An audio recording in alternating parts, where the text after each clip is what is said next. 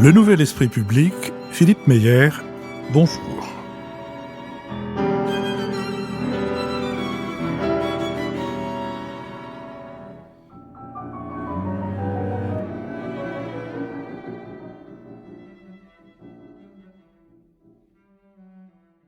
Bonjour, merci de nous avoir rejoints pour ce nouveau Nouvel Esprit Public, une émission thématique autour de deux thèmes qui se tuilent, comme on dit, celui de la social-démocratie et celui du rocardisme et du moment Michel Rocard. En effet, après l'émission que nous avons faite sur le Parti socialiste il y a quelques semaines, et puis dans le chaos, comme on dit aujourd'hui, à la fois intellectuel et politique, il m'a paru intéressant d'essayer de préciser un peu ce que la social-démocratie est, ce qu'elle peut être, ce qu'elle a éventuellement été.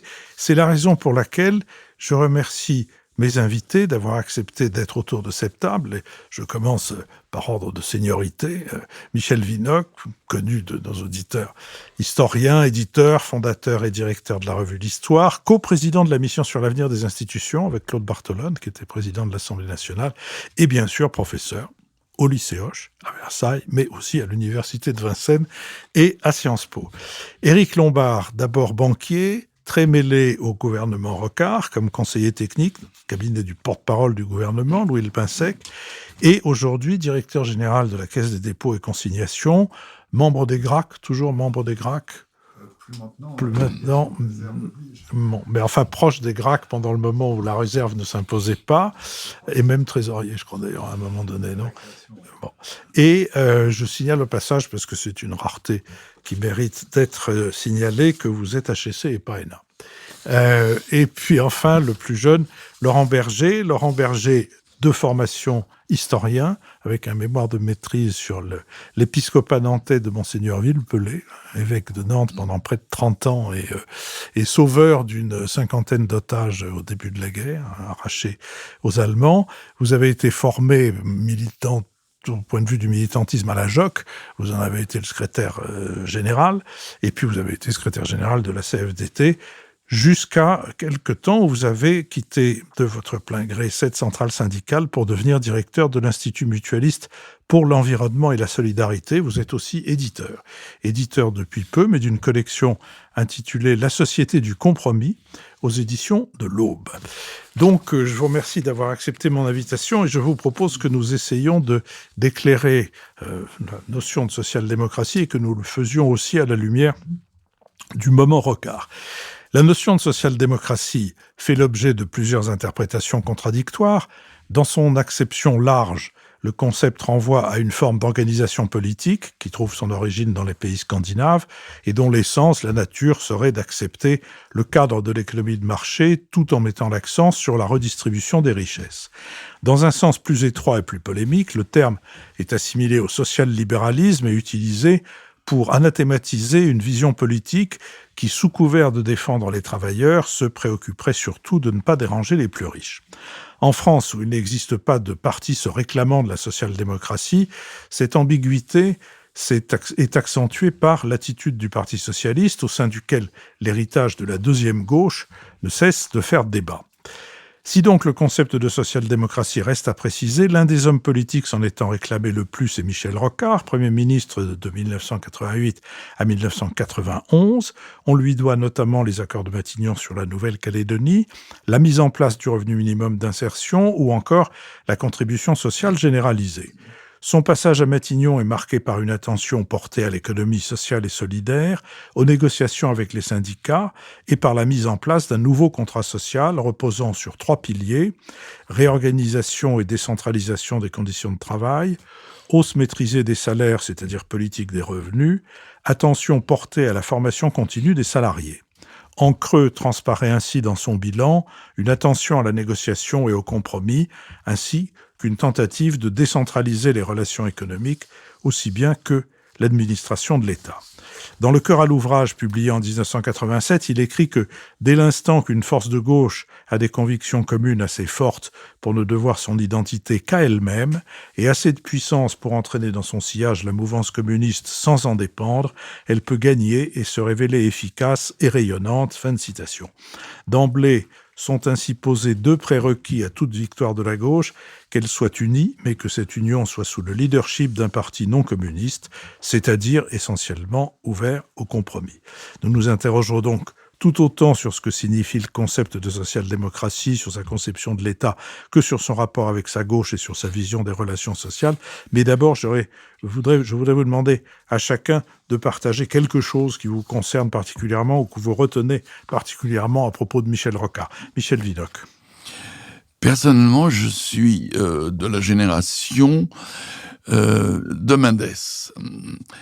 Mon éveil à la politique date en effet du moment où Pierre Mendès France est arrivé au pouvoir en 1954, et moment formidable au cours duquel il a tenu son pari de faire la paix en Indochine. Et dans la filiation du mendésisme, je me suis retrouvé rocardien. En effet, Michel Rocard était pour moi au sein d'abord du PSU, auquel j'ai appartenu, puis au sein du Parti socialiste, véritablement celui qui portait, par ses idées, par son action, par son courage, par sa volonté, l'espoir même de la gauche en France.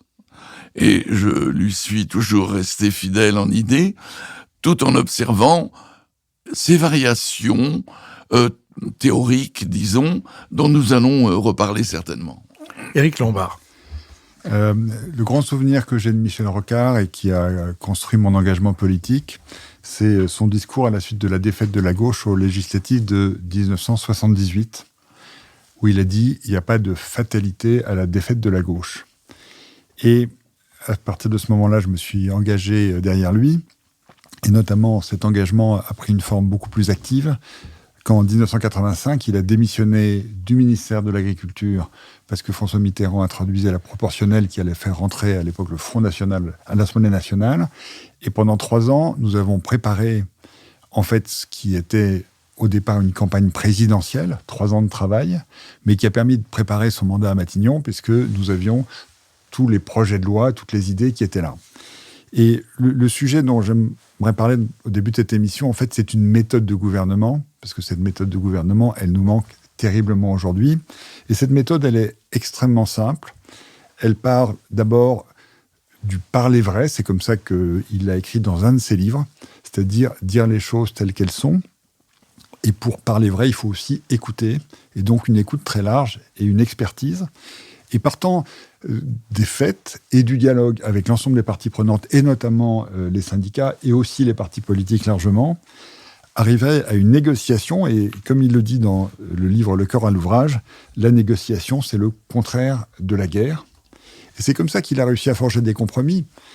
Et il faut rappeler que quand Michel Rocard était Premier ministre, il n'avait pas non plus la majorité à l'Assemblée nationale. Il n'avait pas non plus la majorité, donc les textes étaient votés une fois avec le Parti communiste, une fois avec les centristes, dirigés à l'époque par Jacques Barrot, et ça a permis de faire toutes ces réformes. Et une fois avec le 49.3, importantes de temps en temps. Mais le 49.3, un très grand nombre de fois. Mais à la fin, il y a eu des accords, et ça a permis de faire avancer le pays de façon beaucoup plus consensuelle même que dans les moments où il y avait une majorité absolue. Et donc, cette méthode qui permet de respecter l'ensemble des parties prenantes, elle est incroyablement efficace.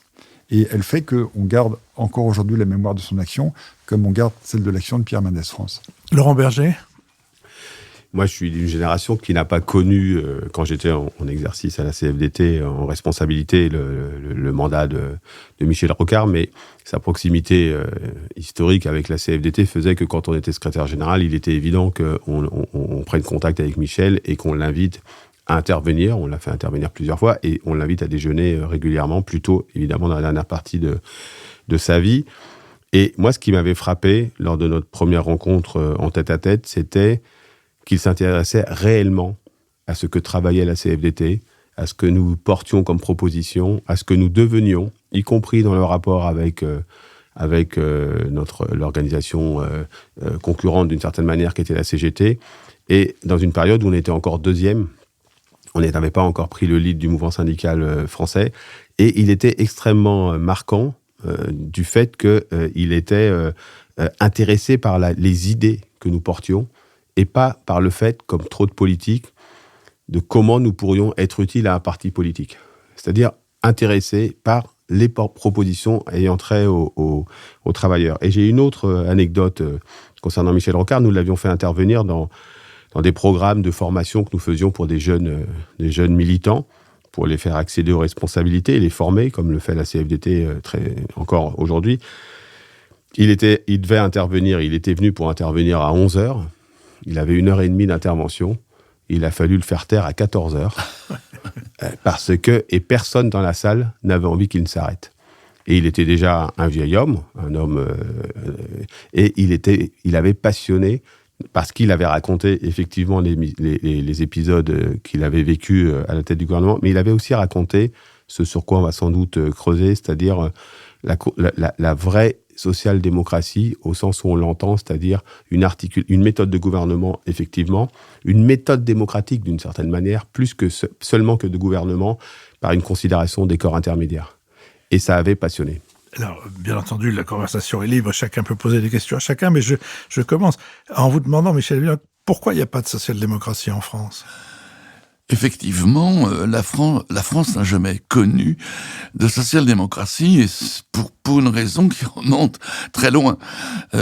Parce que à la fin du XIXe siècle, s'est constitué d'abord un syndicat, un mouvement syndical, qui était la CGT, en 1895, et 10 ans plus tard, la SFIO en 1905. Or, la CGT, syndicaliste révolutionnaire, avait son projet révolutionnaire. C'était de faire la révolution par la grève générale, et l'instrument, c'était le syndicat. Le syndicalisme révolutionnaire était complètement allergique aux partis, aux élections, au Parlement. C'était sur le terrain du travail, de la lutte ouvrière, qu'on ferait la révolution. Et puis, en 1905, est née la SFIO, au contraire, qui portait le projet d'une révolution, comme on disait, par le haut. Bien. Donc, avant 1914, nous avons en France 2 socialismes, car le mouvement syndical est socialiste, révolutionnaire. Et ces 2 mouvements ne seront jamais articulés. Jamais. Avant 1914. Là-dessus, la guerre arrive, la naissance du Parti communiste qui complique encore un peu plus les choses. Et donc, ce qu'on a vu naître en Allemagne, dans les pays scandinaves, avec le travaillisme en Angleterre, cette fusion des 2 branches d'un mouvement ouvrier unifié, eh bien, n'a jamais été réalisé en France, parce que le syndicat était fermement attaché à son indépendance.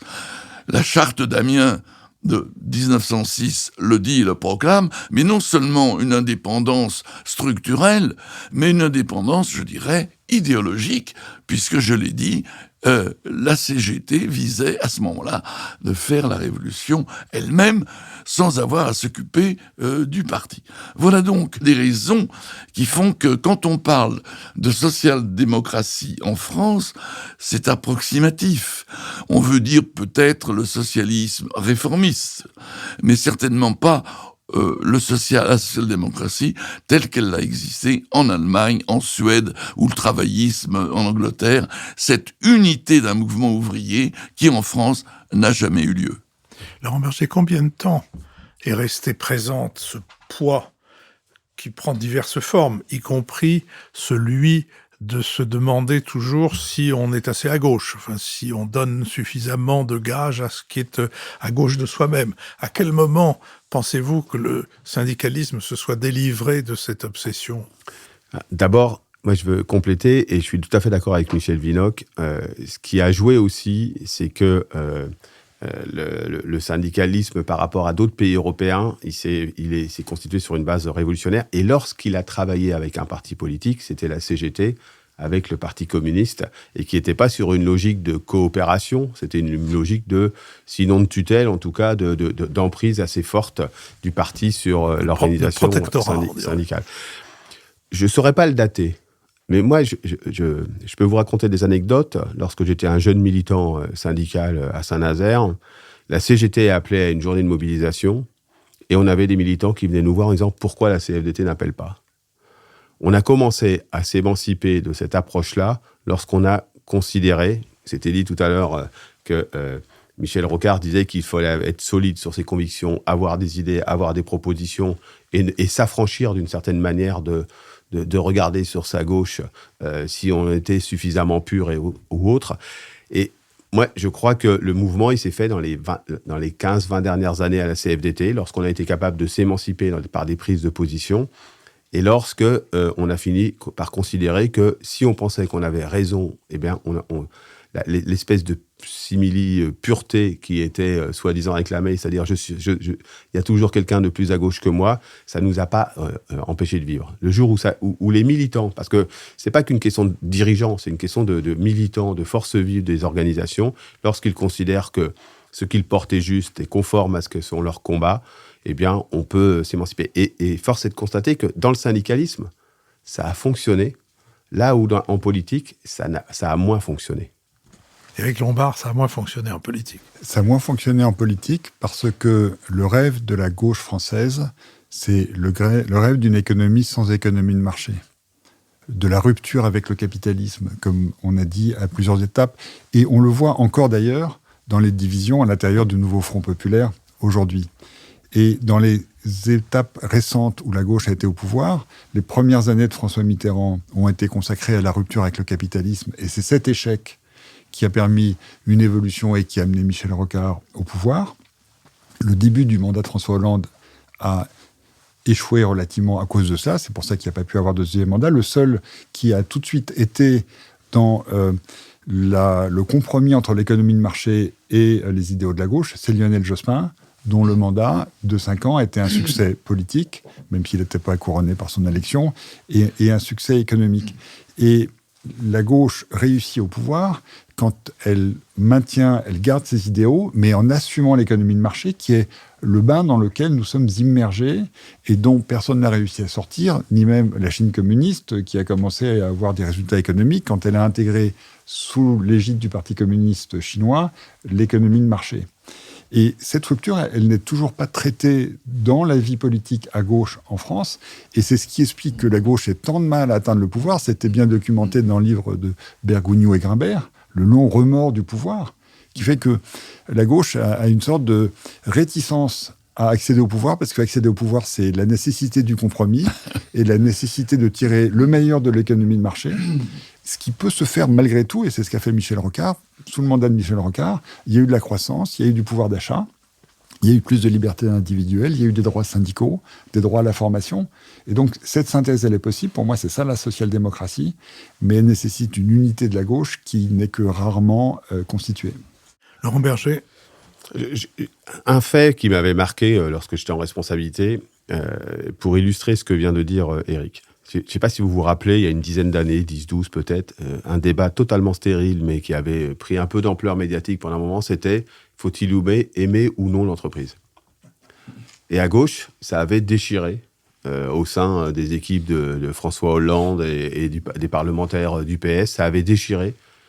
Et ce sujet-là, ils avaient déchiré. Et quand on demande à des travailleurs s'ils aiment ou non leur entreprise, dans une immense majorité, ils disent évidemment oui.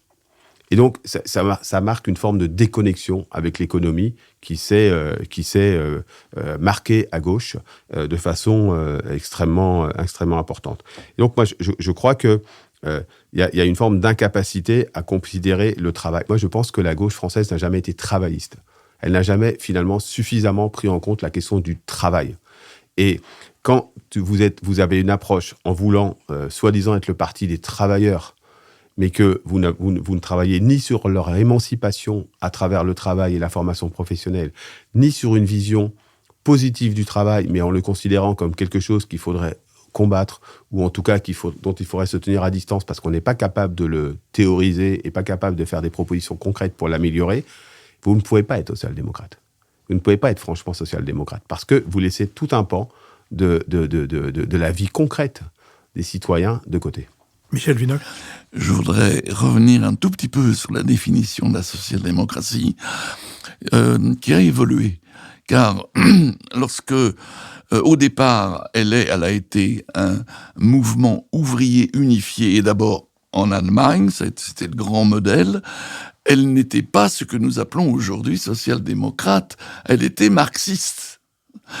Et par conséquent, vous voyez en quoi la social-démocratie, c'est pas seulement une théorie du compromis, ça c'est par la suite qu'elle est devenue.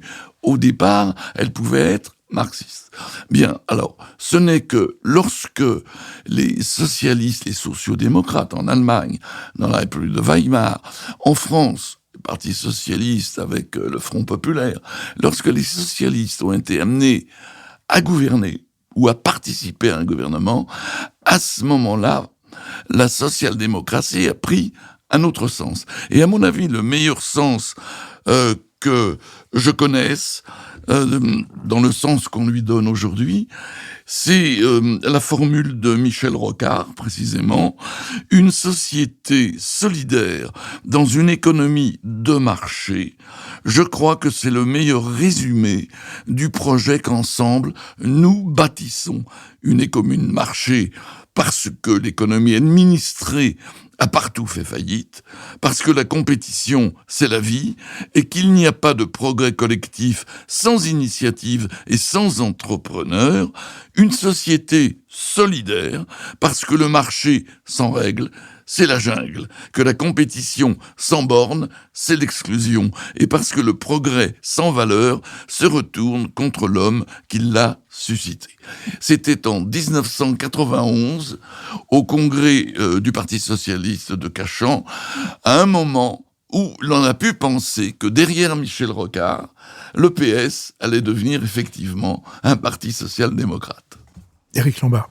Alors, le débat, effectivement, a abouti à ce que le Parti socialiste devienne quasiment social-démocrate, parce que le congrès important dans le deuxième septennat de François Mitterrand, c'était le congrès de Rennes, où la déchirure s'est faite entre les trois héritiers de François Mitterrand, qui étaient Lionel Jospin, Laurent Fabius et Michel Rocard, dont en réalité les trois étaient sociodémocrates. Et malheureusement, l'évolution a été telle qu'après la déchirure s'est refaite à nouveau et s'est prolongée, mais le Parti socialiste en fait a été durablement social-démocrate.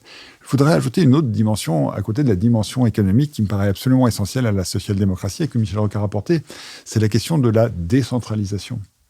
En réalité, dans la social-démocratie, il y a évidemment le dialogue avec les partenaires sociaux, c'est absolument clé.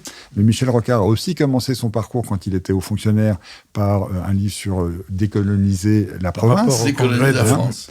1966, voilà. Décoloniser la province, colloque de Grenoble. Décoloniser la province, pardon. Oui. Et dans son mandat, il a développé notamment les contrats de plan État-région, parce que Michel Rocard était aussi un apôtre du plan, de la planification, me semble-t-il, à juste titre.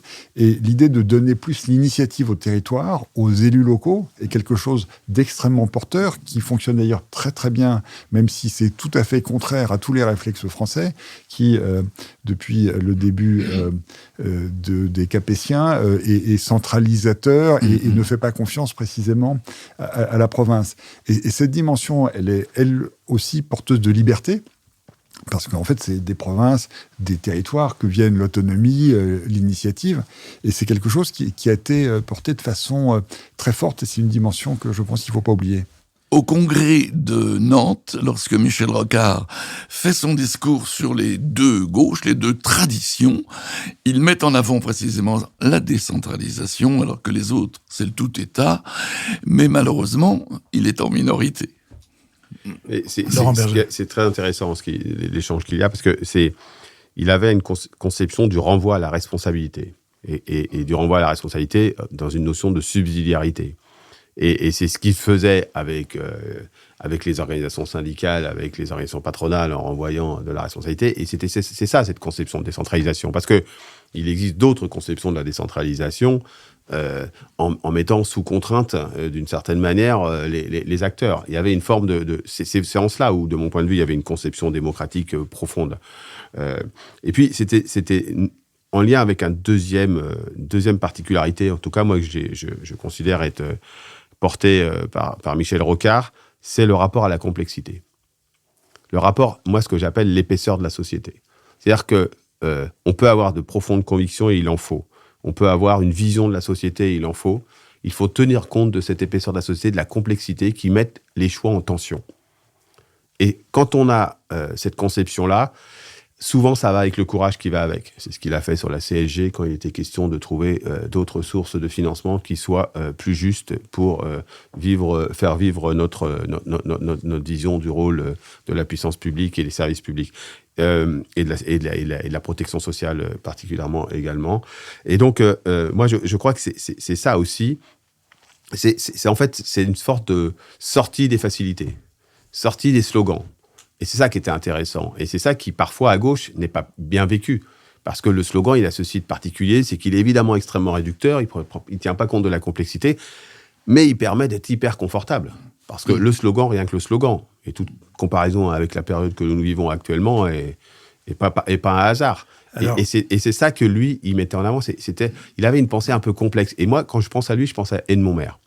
Il y a une forme de compagnonnage, de renvoi avec... voilà, et je pense que tous les deux, ils avaient une forme de rapport à la complexité qui était assumée et qui empêchait le simplisme. Peut-être qu'il faut ajouter Jacques Delors, non ? Oui, Ouais, il faut ajouter Jacques Delors, il faut ajouter Jacques Delors, il faut sans doute ajouter aussi tout un tas de politiques ou de syndicalistes qui ont fait ce chemin. Mais à l'origine de la réflexion et de la pensée de Michel Rocard, il y a tout son travail au PSU qui est basé sur une logique autogestionnaire. Absolument. Et en fait, l'autogestion, c'est quoi ? C'est la démocratie jusqu'à son terme. Et c'est une décentralisation. Et en réalité, ça fonctionne merveilleusement bien pour tous les groupes qui le pratiquent. Simplement, il y a une réticence à faire confiance, à laisser jouer les acteurs. Et quand on fait confiance, en fait, ça donne des résultats absolument remarquables. Et de ce côté-là, le PSU, ça a été vraiment la matrice des choses. Et sur la complexité, je suis tout à fait d'accord avec ce que dit Laurent. À chaque fois, il voulait comprendre les sujets au fond. Ce qui était absolument passionnant dans la relation avec lui, parce qu'il n'était pas avare de son temps, il regardait, il y avait des discussions. Dès qu'il ne comprenait pas quelque chose, dès qu'il ne savait pas, il interrogeait, il allait chercher le regretté Daniel Cohen, qui nous a quittés récemment, sur les débats économiques. C'était à chaque fois des débats qui étaient absolument remarquables. Et c'est par exemple grâce à ça qu'il a fait le livre blanc des retraites, qui, s'il était lu plus souvent, et surtout si la méthode était utilisée plus souvent, aurait permis de traiter de façon beaucoup plus équitable, solidaire et démocratique le sujet des retraites, en posant devant les Françaises et les Français la question, le problème, et en regardant les solutions possibles. Alors, il faut reconnaître qu'il a fait ce livre blanc en disant que ça allait faire sauter de nombreux gouvernements. Cette prophétie s'est réalisée. Il n'a pas été le premier à mettre en place les outils de la réforme. Mais c'est cette méthode et elle seule, me semble-t-il, qui nous permet d'avancer sur ces choix difficiles, sur lesquels, si on n'est pas transparent vis-à-vis des citoyens sur les enjeux, comment voulez-vous qu'on impose du fait d'une majorité telle ou telle réforme ? Ça ne fonctionne pas. Donc on a besoin urgent de retrouver la méthode de Michel Rocard. Mais alors, où sont les nœuds, si je puis dire ? Je prends les deux thèmes que vous venez d'aborder, le thème de l'autogestion et le thème d'une espèce de surmoi dont la CFDT s'est débarrassée par rapport à la CGT, mais dont le Parti socialiste est loin de s'être débarrassé par rapport à sa gauche. On a cru qu'il en était débarrassé quand le Parti communiste quasiment s'est éloigné dans le paysage, et puis est revenu une autre forme de gauche du Parti socialiste. D'ailleurs, c'est un peu compliqué parce que dès l'origine, par exemple, quand Léon Blum dit qu'il va garder la vieille maison, il garde tout. Il garde même la dictature du prolétariat, dont il n'a absolument aucune idée de ce que ça peut être. Mais ça fait rien, cet homme distingué, etc. Mais bref, pardon, ça m'avait toujours beaucoup frappé. Mais le nœud, il est dans le débat tel qu'il se déroule dans les sections du Parti socialiste notamment, où on est considéré comme étant à droite, ce qui est une insulte à l'intérieur du Parti socialiste, pardon pour les auditeurs de droite, parce qu'on dit, dans ce monde, on peut faire cela qui a un impact direct et immédiat. Et on est toujours face à quelqu'un qui sera plus idéaliste, qui voudra plus. Simplement, ce plus ne peut pas être mis en place, ne peut pas être donné dans les circonstances réelles telles qu'elles sont. Et dans ce débat-là, dans la culture française, où par ailleurs, les considérations économiques sont trop souvent mises au second plan, et de ce côté-là, Michel Rocard avait beaucoup travaillé sur les questions économiques, ce débat a été régulièrement perdu dans les congrès, ce qui fait que le Parti socialiste est arrivé au pouvoir avec une vision de l'économie qui était complètement fausse. Quand Michel Rocard, sortant de l'ENA, s'est demandé où il fallait aller, ses pairs et ses mentors lui avaient dit « Fais l'inspection des finances, il faut que tu comprennes les mécanismes économiques ». Alors, il y a d'autres moyens de le faire que l'inspection des finances.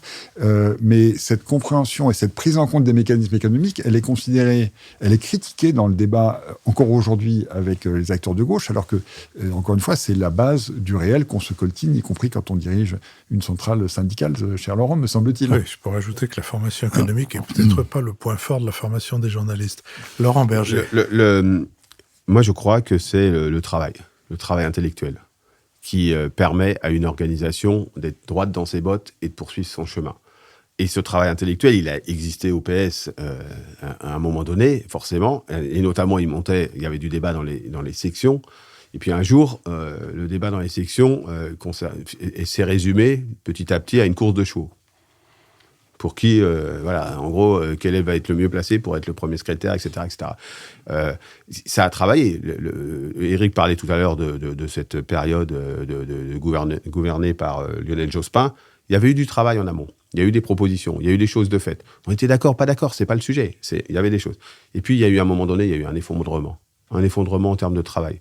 Et donc, quand vous travaillez pas, vous formez pas, vous rapetissez. Vous ne faites plus fonctionner l'intellectuel collectif, ce qui est un peu le rôle d'une organisation, finalement. C'est de mettre ensemble des personnes pour faire des propositions, travailler, etc. Et puis quand, en plus, vous considérez que l'organisation avec laquelle vous pourriez travailler quand même, parce qu'elle est quand même... elle a un fond commun, et qui est la CFDT, et là, je parle de périodes plus récentes, mais vous considérez que son rôle serait simplement de vous aider à accéder au pouvoir, et pas de regarder pourquoi faire, et de quelle forme de gouvernement... vous faites n'importe quoi. Et donc, vous faites n'importe quoi. Et quand vous faites n'importe quoi, vous voulez une pensée simple. Et la pensée simple, c'est le slogan. Et c'est un peu le fait de dire, nous ne faisons pas insulter en étant traités de droitiers. On va faire comme si il fallait être plus à gauche que moi, tu meurs. Oui, il y a des hommes politiques qui ressemblent à ces cavaliers, je ne sais plus de qui est la citation, qui mettent tellement d'énergie à se maintenir en selle qu'ils oublient la direction qu'il faut donner à leur cheval. Michel Vinocq.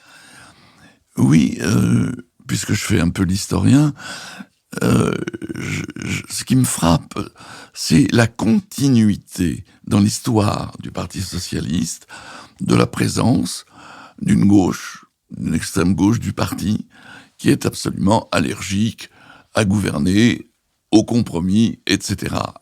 Et pour le comprendre, il faut revenir à la naissance de la SFIO en 1905.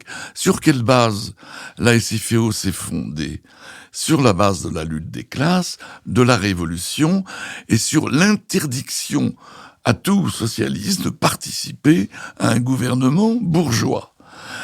Si on saute après la Première Guerre mondiale, il faut voir les acrobaties de Léon Blum, extrêmement intelligent, vous l'avez dit tout à l'heure, qui conserve absolument la doxa marxiste, mais qui est bien obligé d'en arriver au pouvoir et par conséquent de gouverner. Donc une acrobatie intellectuelle entre la conquête du pouvoir ou l'exercice du pouvoir.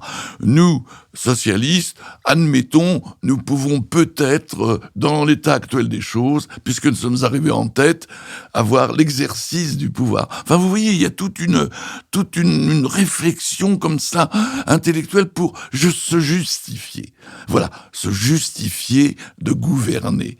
Et qu'il y a toujours eu, jusqu'aux frondeurs et aujourd'hui, LFI et compagnie, toujours eu ce regret, n'est-ce pas, ou ce surmoi marxiste, révolutionnaire, qui interdit, par conséquent, une partie des socialistes et de la gauche de gouverner pleinement. Éric Lombard. Sur le travail, c'est un sujet essentiel. J'ai évoqué tout à l'heure la préparation de la campagne présidentielle qui n'a pas eu lieu entre 85 et 88, 3 ans, sur lequel on avait réuni, coordonné par Bernard Spitz, tous les experts de gauche et nous avions interrogé les sachants qui n'étaient pas des militants, mais qui pouvaient apporter quelque chose dans les domaines de l'économie, de la justice, du social, de l'international, de la défense, en construisant réellement une base programmatique. Dans la période, on avait fait, pour Michel Rocard dans le Nouvel Obs, un travail pour donner un avis sur ce que faisait Jacques Chirac, Premier ministre. Nouvel Obs, avec le sérieux qui est le sien, avait publié 20 pages d'analyse sur les différents axes politiques et ce qu'on en pensait de façon méthodique.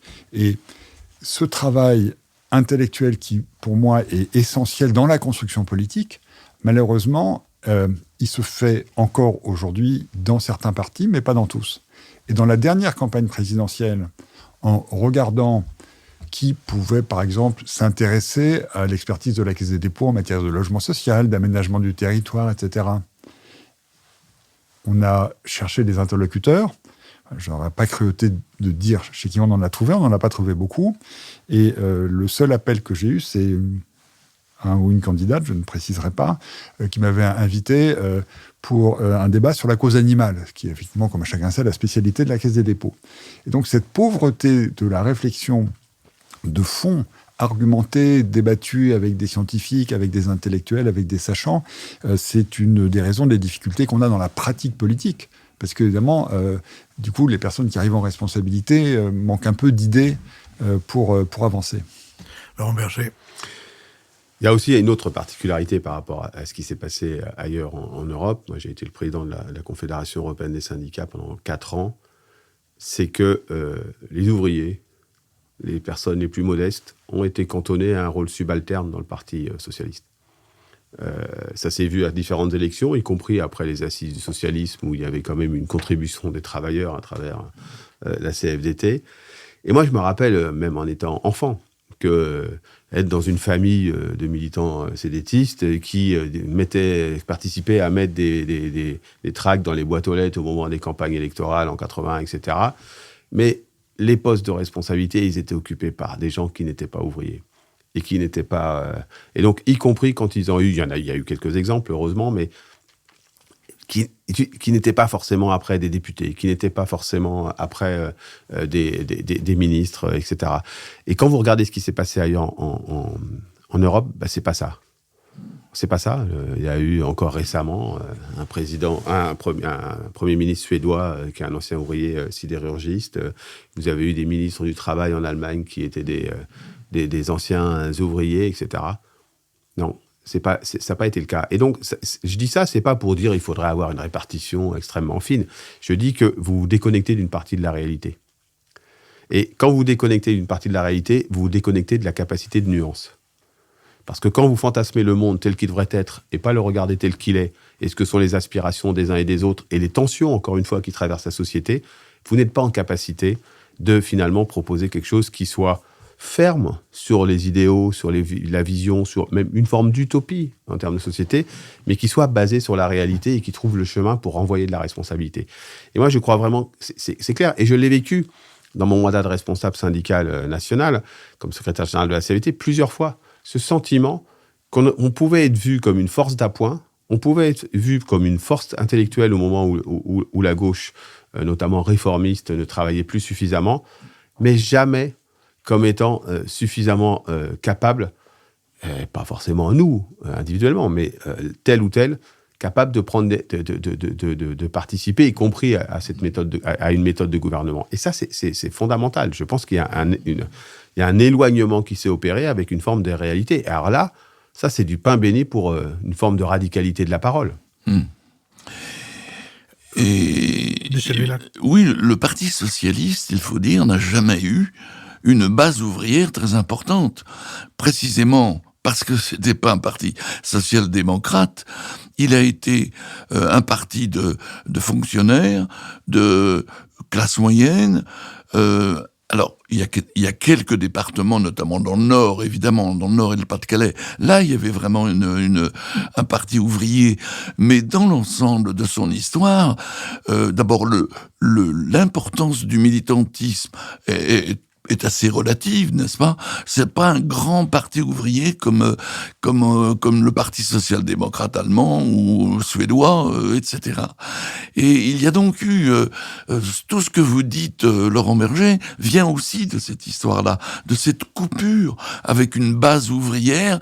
Que faisait-elle? Bon, elle pouvait voter pour le Parti socialiste, mais elle n'avait pas beaucoup de responsabilités. Et regardez tous les leaders du Parti socialiste, de la SFIO, où sont-ils, les ouvriers? Parce que ce que vous dites pour aujourd'hui, on peut le reporter à son histoire, à l'entre-deux-guerres. Alors, je voudrais que le temps, etc., comme vous savez, n'est impitoyable. Je voudrais qu'on s'arrête un instant sur quelque chose qu'on a abordé tout à l'heure, c'est-à-dire la question de l'autogestion. Et là, ma question est la même que à propos du surmoi, c'est où est le nœud qui empêche...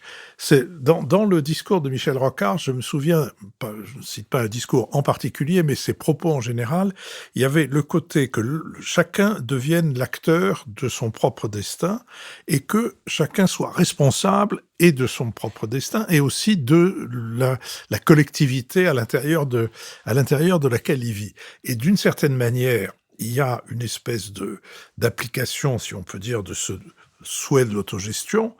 C'est ce que Michel Crozier a mis en avant à travers notamment le livre qui doit remonter au milieu des années 60, je pense, sur la réforme de la Poste, où il explique comment il n'y a pas de réforme. Après, il a fait un autre livre qui s'appelait On ne réforme pas une société par décret. Il y a un état d'esprit, celui qui en appelle à l'autogestion, qui se fonde sur des résultats réels, sur des observations réelles. C'est pas de l'idéologie, c'est pas du wishful thinking. Ça ne passe pas. Où, dans vos activités, avez-vous vu le nœud, ce qui empêche ce passage? Ça peut passer. Ça a passé. C'est pas rien passé ces 25 dernières années sur ces enjeux-là. Mais c'est toujours vu comme étant anecdotique. Vous parliez d'une collection que je dirige. Le prochain livre, ça va être la démocratie au coin, des actions démocratiques au coin de la rue. Quelle est la réalité de la société aujourd'hui? C'est qu'il y a un besoin de reconnaissance, sortir d'une forme d'invisibilité, et un besoin de reprendre prise sur les choix qui nous concernent, sur une part de notre parcours de vie qui nous concerne. Évidemment qu'il y a plein de choses qui sont du commun, où ça se passe ailleurs, mais il y a des choses sur lesquelles on peut avoir sa propre responsabilité, être le propre acteur de ce qui va se passer, et pas un acteur individuel, ensemble. Et ça ne fonctionne que si vous êtes capable de considérer que les solutions ne seront pas partout pareilles, et on en revient à la décentralisation. Ce ne sera pas partout de la même manière que les choses se régleront, et si on en vient à la confiance, et la confiance dans les acteurs. Et regardez aujourd'hui comment sont considérées, par exemple, une partie qui ont bien des critiques, on peut leur faire bien des critiques, mais des collectivités territoriales, comme étant, en fait, il faudrait qu'elles soient quasiment l'opérateur de l'État. Eh bien non, c'est pas ça la réalité. La réalité, c'est qu'elles sont les meilleures connaisseuses, sans doute, de réalités vécues, et que les solutions à mettre en œuvre, elles ne sont pas les mêmes partout. Je vais vous donner juste une anecdote. Sortie de Covid, quand même période extrêmement particulière. Il s'est passé plein de choses dans la vie des gens, sur lesquelles ils ont fait vivre des solidarités, ils ont fait vivre de l'attention, etc. Moi, j'avais demandé à la sortie du Covid, enfin de cette période de confinement, en disant, prenons 15 jours, 3 semaines, faisons le recensement de tout ce qui a été fait et qui sont autant de terreaux sur lesquels on pourrait mener des politiques publiques demain. Politiques publiques au sens large. Et la réponse qui a été faite, je ne dirais pas par qui, mais c'est anecdotique, quoi. On a besoin de grandes politiques publiques. Et oui, on a besoin de grandes politiques publiques. On a besoin aussi de politiques plus locales qui renvoient à la responsabilité. Et ça, je ne sais pas si c'est de l'autogestion. C'est en tout cas de redonner de la prise aux citoyens sur les choix qui les concernent. Et la gauche, le Parti socialiste en particulier dans ces périodes-là, il n'a pas théorisé ça. Et c'est d'autant plus incompréhensible que pour autant, il exerce la responsabilité dans nombre de collectivités territoriales où des choses se font dans ce sens. Oui, mais ça, je pourrais ajouter que on a besoin d'analyse de microéconomie, et ceux qui sont considérés, ce sont les macroéconomistes, qu'on a besoin de sociologie de terrain, et ceux qui sont considérés, qui tiennent le haut du pavé, ce sont les sociologues théoriciens, et que on a besoin de journalisme de reportage, et ceux qui sont considérés, ce sont les journalistes éditorialistes. Éric Lombard. L'exemple des collectivités locales que cite Laurent Berger, il est absolument clé, parce que les collectivités locales dans notre pays jouent un rôle absolument essentiel dans la démocratie locale, dans l'action locale. En fait, les élus locaux, ce sont des entrepreneurs de services publics, mais aussi des entrepreneurs industriels. Le nombre de sociétés d'économie mixte qui développent des énergies renouvelables, qui développent des services publics, des transports, pour des conditions qui sont extrêmement avantageuses pour les citoyens, c'est absolument exceptionnel. Or, qu'est-ce qu'on a fait avec les collectivités locales ? On leur a enlevé l'autonomie des ressources, qui est quand même la base pour une unité économique et politique, en recentrant et en remplaçant les ressources locales par une dotation globale, par une part de TVA, par un machin, par un truc, arrosé à partir du centre en fonction de critères qui n'ont plus rien à voir avec ce qui se passe dans telle ou telle collectivité. Et ça, en termes démocratiques, c'est un drame qui s'est passé de façon dans un consensus total, alors qu'en réalité, c'est tragique. Et pourquoi est-ce qu'on a fait ça ? C'est qu'on a retrouvé dans le fonctionnement de la société un fonctionnement type ancien régime, avec pas les privilégiés et les non privilégiés, mais entre les sachants et les autres. Et les sachants, ils décident pour les autres de façon verticale en disant non, on ne va quand même pas les laisser parce que eux, ils sont pas au centre, ils sont là où ils sont, et donc on va pas les laisser décider. D'où ces règles très strictes qui s'appliquent à tout le monde. Et ce que Michel Rocard faisait, et la base de l'autogestion, c'est un principe humain, au-delà du politique, qui est extrêmement puissant, c'est la confiance. Quand vous faites confiance à un être humain, eh bien, il donne le meilleur. Et contrairement à ce que pensent certains, il ne fait pas de bêtises avec cette confiance. Au contraire, ça le responsabilise et il fait ce qu'il y a de mieux. Et donc, retrouver une société de confiance où on donne de l'autonomie aux acteurs, aux collectivités locales, aux agents et aux petits chefs dans les entreprises qui ne doivent pas être des petits chefs, qui doivent être des responsables de leur unité, c'est extrêmement efficace. Simplement pour ça, il faut accepter de lâcher des bribes de pouvoir, de ne pas décider que le rond-point dans telle ville doit être à tel endroit et que chacun aménage sa ville, son territoire comme il le souhaite. Et notre société a été à l'inverse de tout cela, ce qui est un mouvement contre lequel il faut lutter, parce qu'on voit bien que ça produit une inefficacité et puis alors du coup un empilement de réglementation dont tout le monde se plaint, mais qui est le corollaire de ce besoin de centralisation. Si on fait confiance, on a besoin de moins de textes.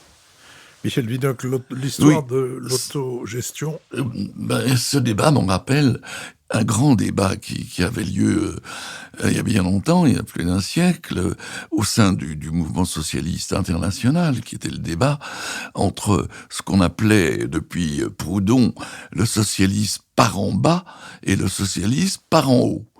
Et le socialisme par en bas, c'est un peu l'ancêtre du mouvement autogestionnaire, si vous voulez, qui était dans la filiation de Proudhon.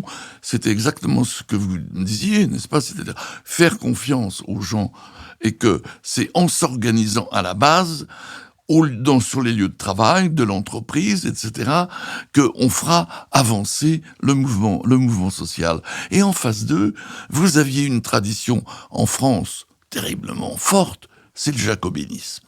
Et le jacobinisme, elle atteint aussi bien la droite que la gauche. Et nous avons la Révolution crée des départements, mais arrive Napoléon qui crée les préfets. Et par conséquent, les départements ne sont pas du tout autogérés, si on peut dire, avec cet anachronisme, mais ce sont simplement des morceaux de France qui sont commandés d'en haut par le ministère de l'Intérieur et par l'État. Et cette tradition jacobine, elle est aussi dans le marxisme. Dans le marxisme, parce que au moment de la Commune de Paris, il y a un grand débat là sur ce qu'est la Commune, qui a une minorité autogestionnaire, j'allais dire, de socialistes par le bas, avec des communards comme Eugène Varlin. Et puis vous avez une majorité qui est jacobine, blanquiste. Cette majorité l'emporte, mais la tradition de Varlin, qui suit Proudhon, etc., va exister dans toute cette histoire. C'est étonnant comment ce fil conducteur, on le retrouve avec le même problème qui se pose aujourd'hui entre un État qui fait tout, qui décide de tout, et regardez où on est la décentralisation d'une manière générale aujourd'hui. Quand vous discutez avec les présidents de région, ils vous disent « mais la décentralisation, moi je l'attends encore ». Et ça renvoie à ce que dit Michel Willock au rapport à l'État. C'est-à-dire que dans une grande partie de la gauche, aussi pas seulement de la gauche, mais de la gauche en particulier, l'État est vu comme le seul vecteur du changement. Et tant qu'on verra l'État comme le seul vecteur du changement, on sera dans un monde totalement schizophrène, où on aura des politiques qui arriveront en disant « faites-moi confiance, je vais tout changer », et on aura des citoyens qui, lorsqu'ils crèveront sur une route de campagne, considéreront que c'est de la faute du président de la République. Et donc, en fait, on est en train de vider, mais c'est pas là, pour le coup, la seule responsabilité de la gauche, on est en train de vider tout ce qui fait, ce dont je parlais tout à l'heure, l'épaisseur de la société et des réalités qui sont différentes. Et ça tient au rôle, à la conception qu'on a de l'État. Et moi, je crois qu'il faut un État, évidemment, qui soit fort, un État qui planifie, qui oriente, qui donne des moyens, mais qui aussi donne des cadres, évidemment, mais qui fasse confiance et qui renvoie de la responsabilité. Et c'est ça, je crois, qu'on n'arrive pas à faire. Et c'est ça que la gauche aurait pu incarner à la suite de Michel Rocard, en prenant cette responsabilité. J'ai une anecdote, c'est plus qu'une anecdote. Vous vous rappelez cette fameuse loi El Khomri ?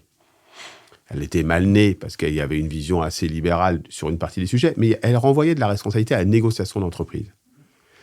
Aujourd'hui, quand vous parlez à la gauche, ils considèrent que un des trucs les pires que la gauche a fait, pour elle-même, c'est cette loi travail. Cette loi de Madame El Khomri. Mais en fait, elle renvoyait de la responsabilité. Et le sujet était comment on donnait de la contrainte aux acteurs pour qu'ils se saisissent de cette responsabilité, et sûrement pas de faire croire qu'on pourrait faire le bonheur des travailleurs simplement par des normes et des textes au niveau de l'État. Et ça j'ai trouvé, moi, ce moment-là, que c'était un moment de bascule, et y compris ce qu'en disent encore des responsables de gauche aujourd'hui, comme une non-compréhension que les citoyens, et en particulier les travailleurs dans l'entreprise, ne sont pas plus bêtes que la moyenne et sont en capacité de se saisir de leurs sujets et d'essayer de les faire avancer, à condition, et ça c'est le rôle de l'État, que l'État soit capable de mettre une contrainte à agir de l'ensemble des partis, et s'ils ne s'en saisissent pas, que la norme les contraignent davantage. Mais c'est ça qui n'est pas compris, je crois, aujourd'hui, c'est que les citoyens, ils doivent avoir davantage de marge de manœuvre, on doit redonner du pouvoir d'agir, et ça je ne sais pas si c'est de l'autogestion, mais c'est en tout cas une autre conception de la démocratie que celle qu'on voit trop souvent. Éric Lombard, vous aviez des doutes sur la décentralisation. Vous n'étiez pas d'accord avec Michel Willock. Je n'ai aucun doute sur la décentralisation. Elle doit être toujours plus forte. Il faut faire confiance aux élus, il faut faire confiance aux acteurs locaux. Mais j'ajoute, il faut aussi faire confiance au préfet de la République, parce que nous sommes un pays qui ne tient pas sans l'État. Simplement, il y a l'État normateur, régulateur, central et de plus en plus inefficace. Les préfets sont assommés de circulaires leur demandant de s'occuper de sécurité, de développement économique, de transformation écologique, de digitalisation des moyens, etc. Il faut leur ficher la paix, les laisser travailler avec les élus locaux, avec les acteurs locaux, et ça fonctionne très très bien. Parce qu'on a besoin de tout le monde, y compris localement, et la République est animée par des grands préfets qui réussissent à gérer les circulaires parce qu'ils sont obligés de le faire, mais qui sont dans un dialogue constructif avec leur contrepartie sur le territoire, et ça fait des sujets merveilleux. Donc, il faut arrêter, comme disait Pompidou, vous comprenez ce que je veux dire, et ça fonctionne mieux comme ça, mais l'État lui-même n'est pas capable de s'organiser pour s'alléger. Si on fait l'entreprise n'est pas tout, mais les entreprises qui fonctionnent bien sont très décentralisées, donnent de l'autonomie aux acteurs et travaillent en permanence sur leur allègement de fonctionnement. Sinon, elles meurent. L'État ne travaille pas sur sa propre organisation.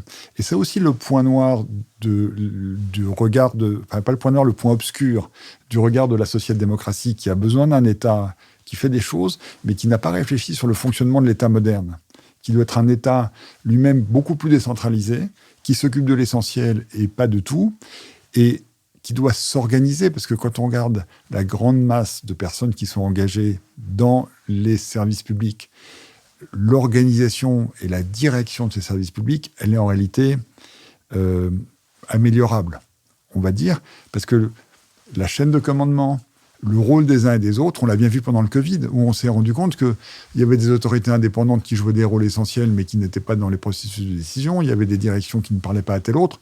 Et finalement, quand il y a une crise, on réussit toujours à s'en sortir. Donc, on s'en est sorti. Il faut, à froid, réfléchir à ce qu'on fait. Et je reviens à Michel Rocard. Michel Rocard, quand il lançait une nouvelle politique, comme quand il a créé le revenu minimum d'insertion, celle du RSA, il a lancé avec Patrick Vivray une équipe d'évaluation des politiques publiques pour vérifier que la loi qui était votée, le nouveau service qui était mis en place, rendait pour le prix qui convenait le service qui était attendu. Et cette question d'évaluation des politiques publiques, elle a complètement disparu. Et elle est une des raisons pour lesquelles nos services publics, par ailleurs, coûtent quand même de plus en plus cher et donnent de moins en moins satisfaction.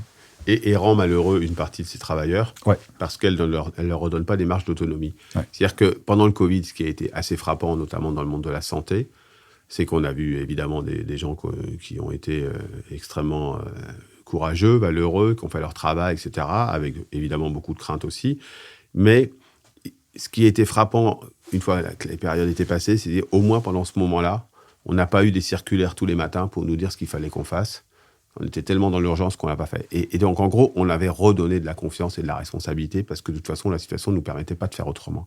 Et l'État, moi, je partage l'idée que l'État est extrêmement important, qu'il a beaucoup de chance d'avoir des fonctionnaires de qualité, mais qu'il faut leur redonner de la capacité à agir et de la marge d'autonomie. C'est-à-dire que l'autonomie est parfois vue comme le fait que ce serait soit de la désorganisation pour certains, soit pour d'autres, finalement, la non-assurance qu'on pourrait faire exactement comme on veut.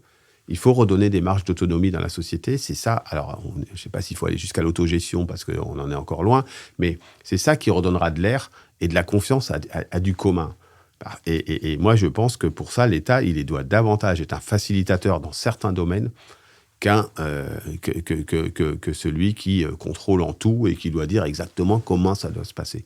Et dans toute l'action publique, si vous redonnez la capacité à agir et de la marge d'autonomie aux salariés, il n'y a pas de raison que ça ne se passe pas comme ça se passe dans un certain nombre d'entreprises privées où on est capable de le faire et où on voit que finalement, les gens s'en saisissent, ils le font à leur manière, qui n'est pas toujours celle que ceux qui dirigent auraient vue, mais avec des résultats. Éric Lombard. Oui, je vais te donner un exemple de ce qu'on peut faire pas loin de chez toi, Laurent, au chantier de l'Atlantique. Magnifique chantier à Saint-Nazaire et qui devait s'agrandir. Et pour ça, il fallait déplacer une route nationale. C'est un truc impossible. Les élus se sont mis d'accord. Le maire de Saint-Nazaire, qui est socialiste, le président du conseil départemental, qui est aussi la présidente de la région, qui était à l'époque LR. Ils sont mis d'accord avec le préfet. Au bout de 6 mois, ils ont déplacé la nationale. Ils ont étendu le chantier. Le bateau a pu être construit, a pu être livré. Et des miracles comme ça, sur le terrain. Et personne n'a vu ça à Paris. Heureusement, sinon quelqu'un aurait empêché, je suis sûr. Et donc, des miracles comme ça, sur le terrain, il y en a partout et tout le temps. Et il faut juste libérer cette initiative. Et vous verrez que ça créera des emplois, du bonheur, de l'égalité sociale, de l'égalité territoriale, qui est quand même aussi un des trucs qui nous manque. Je vous remercie les uns et les autres. Michel Vinocq, un livre qui ferait comprendre l'histoire de la social-démocratie à nos auditeurs. Puis-je citer Oui. Bon, dans la collection Point Histoire, le socialisme en France et en Europe. Merci beaucoup, Laurent Berger, merci. Éric Lombard, merci, oui. Puis-je ajouter un dernier mot? Oui. Nous avons, à quelques anciens, fondé un site qui s'appelle michelrocard.org, sur lequel vous trouverez de façon régulière des informations et accès à toutes les archives. Oui, qui publie une lettre d'information. Une lettre d'information, mais vous avez accès aux vidéos, vous avez accès aux livres, aux ouvrages. C'est absolument passionnant. C'est pas que la social-démocratie, mais c'est tout Michel Rocard. Oui, dans un récent numéro, d'ailleurs, il y a une analyse, pas une analyse, mais une réaction de Michel Rocard à une chose inexacte et méchante qu'avait dit à son propos et à propos de la manière dont il avait géré les finances, son ami de toujours, Jacques Chirac, puisqu'ils étaient avec elle ensemble. Et la manière dont Michel répond à ça est tout à fait remarquable parce que c'est est débarrassé de toute espèce d'égocentrisme et de blessures narcissiques. Il dit, voilà, bon, je connais les numéros comme ça, on sait ce que c'est que la politique. Bon, il a envoyé un scud, sauf que moi, je me fous qu'il m'ait fait une méchanceté, mais ce que je veux dire, c'est que c'est faux. Et voilà pourquoi c'est faux. Et j'ai proposé à toutes les rédactions, y compris à la rédaction du Monde, de publier les véritables chiffres et non pas ceux que Chirac avait truqués. Et la rédaction du Monde s'est carapatée et ne l'a jamais publié. Je vous remercie. Je remercie François Citon avec qui cette émission a été préparée, Benoît Carré qui va en assurer le compte-rendu analytique, le compendium, Nicolas Tourneau qui veille à notre site tandis qu'Olivier Magloire veille aux plateformes, Adrien Beccaria qui a enregistré notre conversation pour le studio L'Arrière-Boutique et Julien Neuville et Nouvelles Écoutes qui produisent notre podcast. Je vous donne rendez-vous la semaine prochaine pour un nouvel Esprit Public.